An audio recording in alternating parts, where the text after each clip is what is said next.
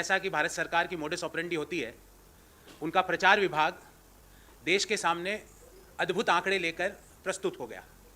पर आज मैं उन आंकड़ों की और जो भारत सरकार ने आंकड़े दिए हैं उनकी सच्चाई लेके आपके सामने प्रस्तुत हुआ हूं। पिछले 3 साल में, और ये सारे आंकड़े भारत सरकार के आंकड़े हैं, पिछले 3 साल में भारतीय अर्थव्यवस्था 3% से कम, लेस देन 3% से बढ़ी है। अप्रोक्सीमेटली 3% मान लें तो 3% ग्रोथ इन 3 ईयर्स, मतलब 3 साल पहले अगर किसी व्यक्ति की आय 10,000 रुपये थी तो आज मोदी सरकार के इकोनॉमिक मॉडल में, जहां पर इन्फ्लेशन 7% पर बना हुआ है, वहां पर उसकी आय 10,000 से बढ़कर 10,300 रुपये हुई। यह भारत की विकास दर मोदी सरकार ने दी है, 3% इन 3 ईयर्स। और the Modi government destruction of the Indian economy continues, और सारे आंकड़े दूंगा। बनाकर अर्थव्यवस्था को लाचार, विपक्षी दलों की सरकारें रीसेट करने में लग गई है। मोदी सरकार रीसेट करनी थी इकोनॉमी को, पर यहां पे रीसेटिंग हो रही है।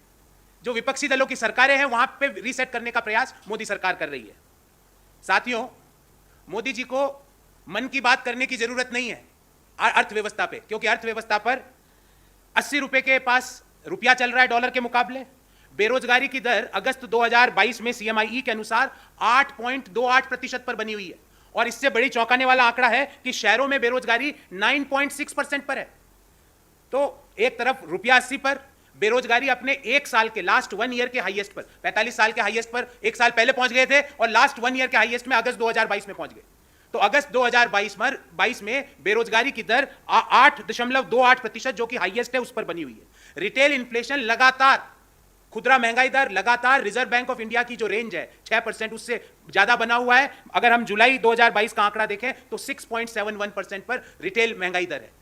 इन सबके बीच में Q1, मौजूदा वित्तीय वर्ष के Q1 का अगर आंकड़ा आता है और उसको हम 2019-20 से कंपेयर करते हैं, तो जो जीडीपी विकास दर है वो 3% पर है, मतलब 3 साल में 3%। आरबीआई की मॉनेटरी पॉलिसी में यह कहा गया कि मौजूदा जो Q1 है मौजूदा वित्तीय वर्ष का, उसमें अगर हम मोदी जी का ही आंकड़ा ले लें तो उसमें कहा गया था 16% की ग्रोथ होगी, जबकि अगर हम लो बेस पर भी बात कर लें तो वो 13.5% पर है।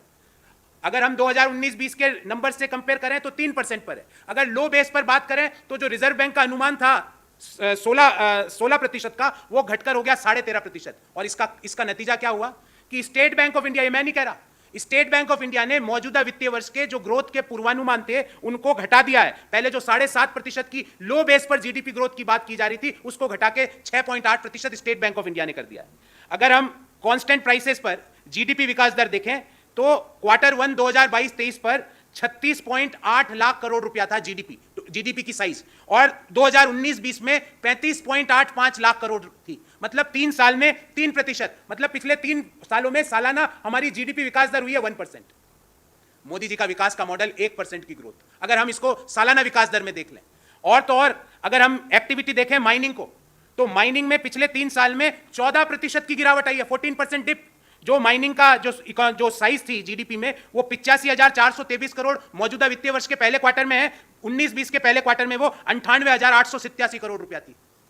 अगर हम कंस्ट्रक्शन को देखें, जो कि भारतीय अर्थव्यवस्था में जो रोजगार का एक प्रमुख साधन है, जो कंस्ट्रक्शन की साइज मौजूदा वित्तीय वर्ष के पहले क्वार्टर में 2.6 लाख करोड़ रुपए हैं, वो वित्तीय वर्ष 19-20 के पहले क्वार्टर में 2.8